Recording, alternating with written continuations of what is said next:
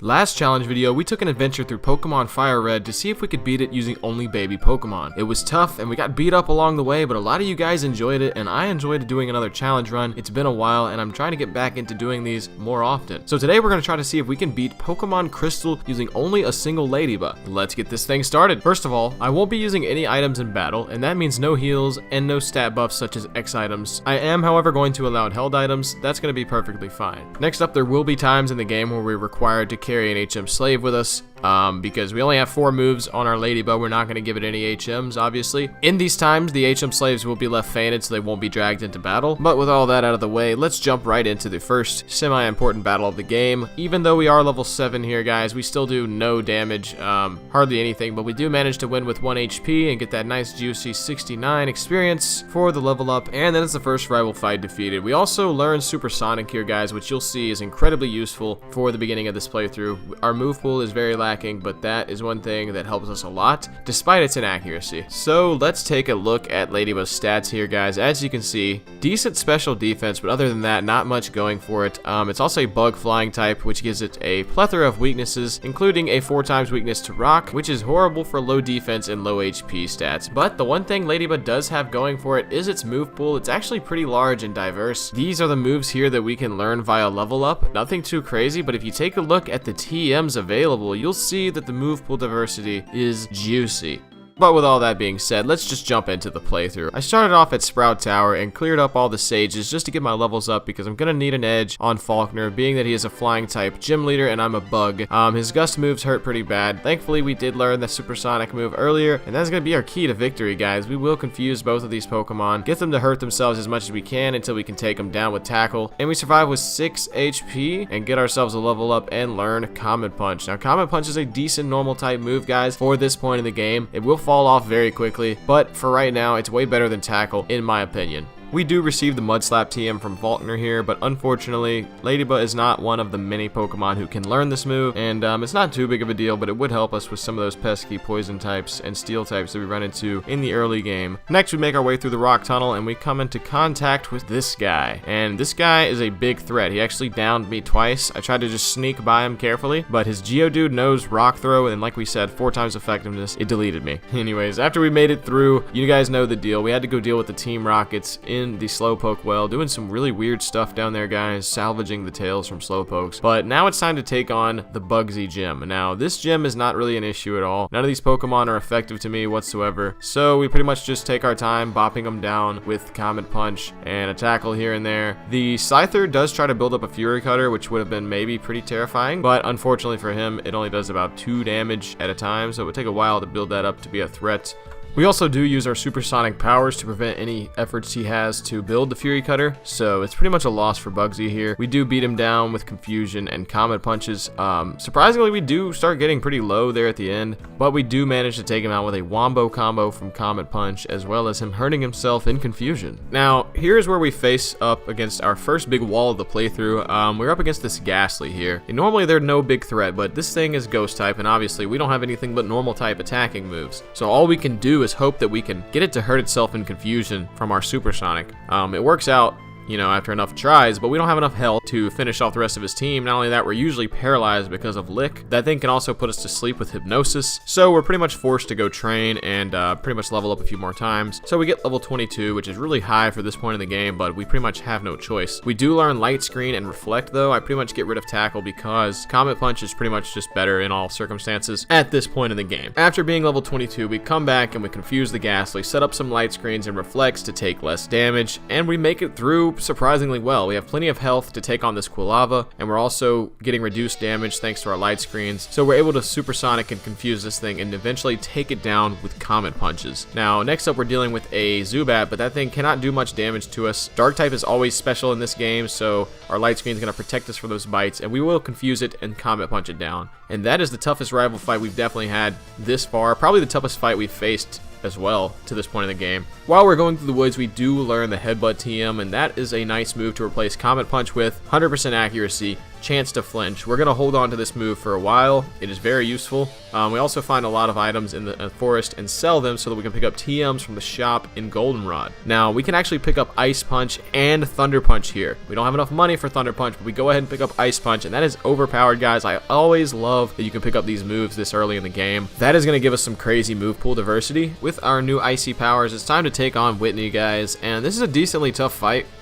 We actually have a little bit of trouble here. We start off by setting up a Reflect just to take less damage from the normal type moves here. Unfortunately, we get confused and end up hurting ourselves a decent bit before we get through the Clefairy, and now we're faced up against a Miltank, which obviously we're not going to be able to take down from that HP. On the next fight, though, we do manage to take out the Clefairy, and against the Miltank, we go ahead and confuse it right off the bat just to try to disrupt that rollout, because remember, guys, it's 4 times effective, so we're having a lot of trouble beating this gym, but we do get a lucky freeze. I think that's the difference maker here, because we get a few free hits. He does manage to defrost at the end, but the confusion never wore off from the beginning of the fight, and he does finish himself off, and that's lucky for us, but we did manage to get the badge, and that is a GG. And we also got enough money for a Thunder Punch, so we're gonna go ahead and learn that and give ourselves some really good move covered. We do get rid of Supersonic here in exchange for a Thunder Punch, just because I feel like Reflect is gonna be worth to have, because we do have good special defense with Ledyba, or decent, I should say, but we have horrible physical defense, so we do need that Reflect from time to time. Against our rival, we can't even manage to get past the Magnemite, so we're forced to go all the way to the east and beat all the trainers. Luckily, there's a lot of trainers with low-level, fully evolved Pokemon, like these Pokemaniacs, so we get to get some good experience, and yeah, there's even level 15 Gyarados lying around, so that's pretty cool. Lots of experience, though, for Ledyba. We level up to about 35, and we return to take our rival on again. We start off by using an Ice Punch on this Haunter, which is perfect, because we get the freeze, and we're able to finish it off without it getting a curse on us, and that's key, because that's really what kills us, is the curse damage over time. You can only survive 4 more turns, and that's if you don't take any damage from who you're fighting. After that, we do get to the Magnemite, though, and we're able to take it down with Thunder Punches. Next up, it's time to deal with this Quilava. We hit it with Headbutt and hope for some flinch cheese, which we do get some of, and now all that's left is a Zubat. We're just going to give it a nice Thunder Punch to the dome, and that's a GG for the rival. Very, very tough fight, but we had to get through it so that we could get to Morty. Now, Morty is also pretty difficult and annoying. Thankfully, we do have these elemental punches, or this just wouldn't be possible. We usually get a curse placed on us by the first Ghastly, which whittles us down by the time we get to the Gengar, but if we play our cards right, we are level 37 now. We can take critical hit one-shots on the Ghastly. Now we're dealing with this Haunter here, and we can't quite one-shot it with an Ice Punch, of course, unless we get a critical hit, but it usually uses Curse anyway and kills itself, and in this game, as long as the enemy Pokemon dies, you won't take the Curse damage on that turn. So we get to the Gengar before we get finished off by the Curse damage, but we put up a good fight. On the next fight, though, we make it to the Gengar and get a Paralysis on our first Thunder Punch, which allows us to not take any damage while we finish it off. Now with just 44 HP left, we're going to take on this Haunter, and the Curse damage is piling up, but luckily all it's using is Spite on me, so I'm able to take it out in just 2 Thunder Punches, and that is Morty defeated, guys. He was actually a very challenging opponent. With our new badge in hand, we grab Surf and head over to Olivine City, where we're going to sail across and take on Chuck. Now, Chuck is a really easy fight, not just because his Pokemon aren't very effective against me, but his team is just weak, dude. I don't know why he only has 2 Pokemon, but no matter what kind of playthrough you're doing, Chuck is never an issue. We kill the Primeape with no problem, and then Poliwrath uses Mind Reader on us and allows us to kill him in 2 Thunder Punches. And that is the leader Chuck defeated, another easy badge. Now it's time to take on Jasmine, and she is a little bit tougher. We came here straight after Chuck, but we did not know we were not ready for this fight. I can't even get past the first Magnemite, guys, without dying. He always paralyzes me, and pretty much 2 Thunderbolts will kill me, so I'm forced to skip this and head on over and do the red Gyarados stuff and the Rocket Hideout with Lance, and then go take on the Ice Gym. Now, the Ice Gym is more of up to my speed because a lot of these Pokemon are part water type as well. So just like this Seal here, I will Thunder Punch clap him down a few times. His super effective Icy Wind really doesn't do too much damage. Dugong is just an upgraded Seal. He does have Aurora Beam though, which takes out a decent chunk, but we're able to take him down in 2 Thunder Punches as well. Not too big of an issue. The Blizzard coming in from the Pillow Swine is enough to one-shot me with a critical hit though, but on the next fight, it doesn't go quite that way. He does hit me with a Blizzard, but it doesn't take me out in 1 hit, and allows me to get a couple of Ice Punches off, which are super effective and will take him out. And that is Price defeated, guys. We need to go back to Jasmine now and show her what's up. So we teach Dynamic Punch to Ledyba. We got that from Chuck earlier, and I never thought that I would be using it, but once I found out we could learn it, I figured, hey, why not? It'll be super effective against these pesky Steel types, and it can offer some confusion, and it deals damage, so honestly, it's a decent move all around, and that helps us do better against Jasmine. We're still not good enough to take out the Steelix here on the first fight, but we did one-shot all the Magnemites, so as long as we can get to the Steelix we don't have too much of an issue putting the confusion on it and continuing to ice punch it until it goes down. The only unfortunate thing is the rock throw is 4 times effective, so one of them can nearly take us out, but lucky for us, we can kill it with some ice punches. That is a quick GG. Time for everyone's most favorite part of the game, the ice path. No, but seriously, I actually do enjoy being in this place because it's where we can find the never melt ice, which we're going to give to Ledyba to hold because that's the best held item we're going to get for a while. It's going to power up that ice punch that we so desperately need. Once we make it through the path, we fly back to Goldenrod and deal with the Team Rocket shenanigans, and we fight our rival again. He is no match for us though. We're able to one-shot the Golbat with a Thunder Punch and the Magnemite with a Dynamic Punch. Next up is a Quilava, which we get the lucky paralysis on, and then we finish it off with a couple of headbutts. Haunter kills himself with Curse after we Thunder Punch it, and Sneasel is an easy headbutt. Critical hit nearly kills it, and actually it does nearly quick attack us to death, but we get the kill on it, and that's Cool Guy defeated again. Alright guys, you know what time it is. We've made it to the 8th gym. If you're still watching right now, go ahead and comment below. Are you impressed with Ledyba so far? And if you're not, get ready for this. We get the Ice Punch on the first Dragonair, and we get the freeze, finishing it off with a headbutt, no problem, no damage taken, but the next Dragonair does survive and hit us with an Ice Beam, which nearly kills us. We respond by headbutting it in the face, killing it, but the Kingdra finishes us off with a Hyper Beam. On the next fight, we do manage to kill the Dragonair without taking too much damage from it, and then we're faced up against this Kingdra, which this time I know it wants to use Hyper Beam. Luckily it doesn't. We hit it with a Dynamic Punch to confuse it and hopefully give us a better shot at killing it, and then we pretty much proceed to Ice Punch it while it hurts itself in confusion. We get down to about 50 health. At this point I thought I had the battle in the bag. It recharges from the Hyper Beam and we slap it in the face with Ice Punch, but oh, not quite enough to kill it, guys. It's gonna heal with a Hyper Potion, and that is gonna spell death for our Ledyba. We're still paralyzed and we die.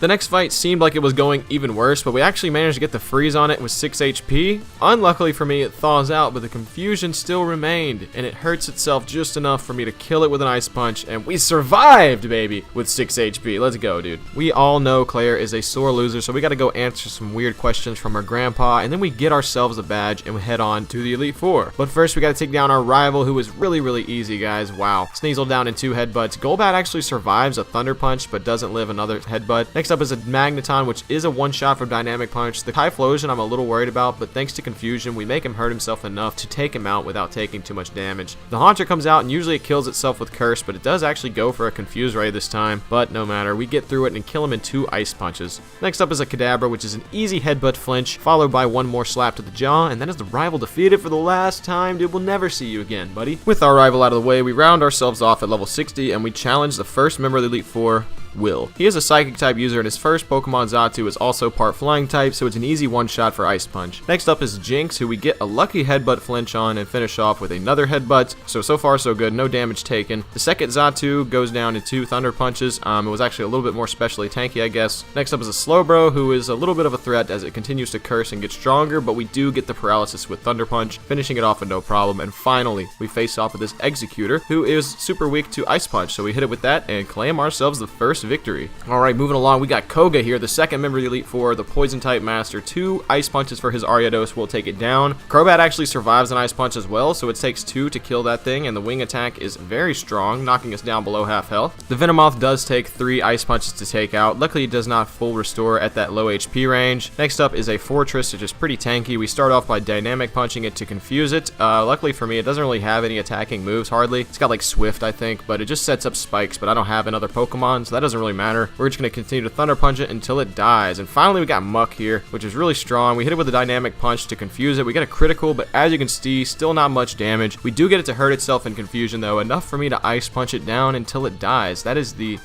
so lucky, because that thing could have killed us if it touched us no matter what. And that is Koga defeated. Woof, boys, that was tough. Now it's time to deal with Bruno. Now we start off by Dynamic Punching this Hitmon top, because yeah, we gotta have that confusion, guys. We got to. Then we Ice Punch it in the face, and it finishes itself off for us. Luckily, right here, we tap it one more time on the nose to take it out. Next, he sends out his Onix, which does not stand a chance against me. 1 Ice Punch is going to finish it off, of course. Now it's time to deal with Hitmonchan, who is a little bit of a bigger issue. But luckily, we do get a flinch on the first smack. Then we Dynamic Punch it in the dome, and it finishes itself off with the confusion damage. These Pokemon do have really high attack stats, so confusion really goes a long way on these Pokemon. So I do use Dynamic Punch on Machamp here, and pray to God that it hurts itself, because a Cross Chop could probably be the end of my life, critical or not. But then I figure out, yo, he's got Rock Slide. why not? Why not just do that? Because, yeah, that's a one-shot, fellas. On the next fight, though, I pretty much have to hope for the same strategy at this point. Finally getting him to hurt himself in confusion, and as you can see here, he uses a freaking max potion at half HP. Come on, Bruno. Like, that's crazy, dude. But we just continue to dynamic punch it down and ice punch it in the forehead, and eventually we are lucky enough to take it down, and that is Machamp out of the way. Honestly, the biggest threat. Hitmonlee is not that big of a problem here. We ice punch him in the face,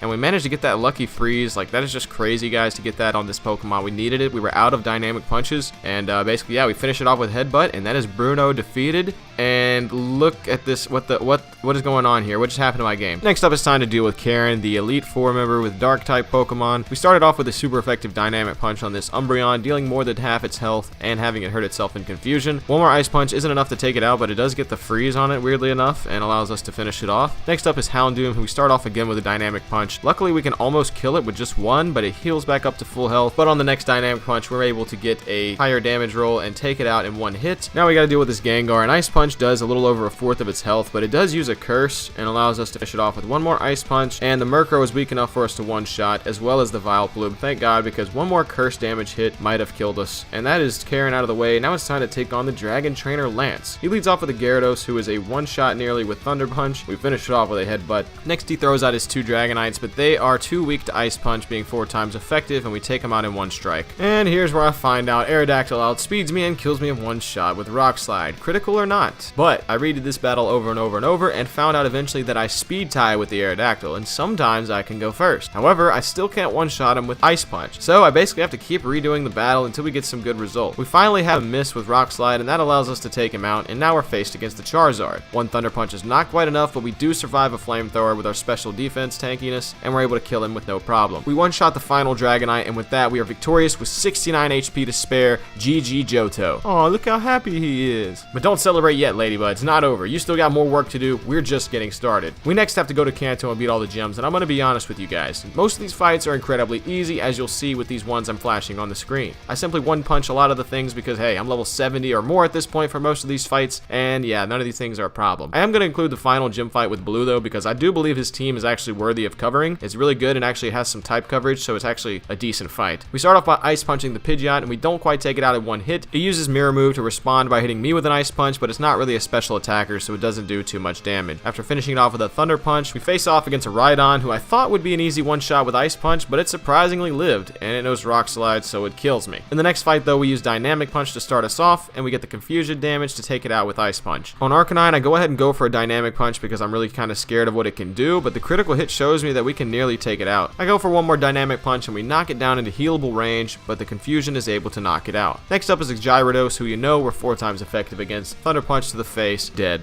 Oh wait, it actually did live. Okay, well, we're gonna finish it off now. Well, here we go. Next up, we're faced with an Executor, which takes 2 Ice Punches to kill. Not a big issue. It hit me with like 1 Egg Bomb. And finally, we got Alakazam, dude, the special attacking monster, but he is a glass cannon, so we take him out with 1 Headbutt, and that is Blue defeated, guys. Whew, he was very tough, and I think we're finally ready to go take on Red. So we make our way over to Red, and I'm figuring, okay, I'm level 73. We're obviously just not gonna stand a chance. So I train up and go ahead and get our levels up. It takes a little while, but there's plenty of strong mons to defeat all around here. After a serious grind session, we get ourselves to level 90, and we're ready to take on Red. His first Pokemon, Pikachu, is level 88, and honestly, a scary monster, but we hit it with a headbutt and get the flinch on it. Next up is Charizard, who I'm also terrified of. We get a critical hit Dynamic Punch and make him hurt itself in confusion. Then we headbutt him in the forehead, and he hurts himself one more time. That allows us to hit it with a Thunder Punch, super effective for the knockout. Next up is a quick GG himself, aka Blastoise. We do take him down with a couple of Thunder Punches.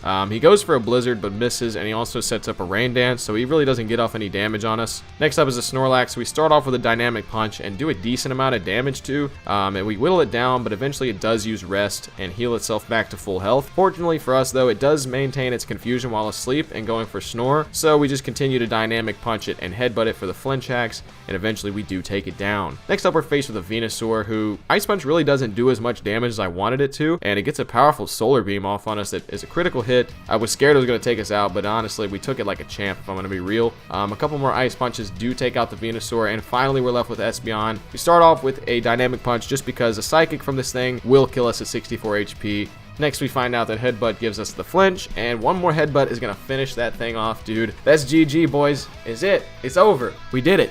Ledyba defeated the entire game. Pokemon Crystal is done for. Red defeated. I'm gonna let him evolve, boys. He earned it. Congratulations, Ledyba. You can now be a Ladian and live on forever. You are strong. You are worth it, guys. If you enjoyed this, please let me know in the comments if you want to see more of this. I thank you guys so much for watching. Don't forget to check out the other content on the channel. If you're new, I do challenge versus videos and other types of videos as well. So until next time, see you guys later.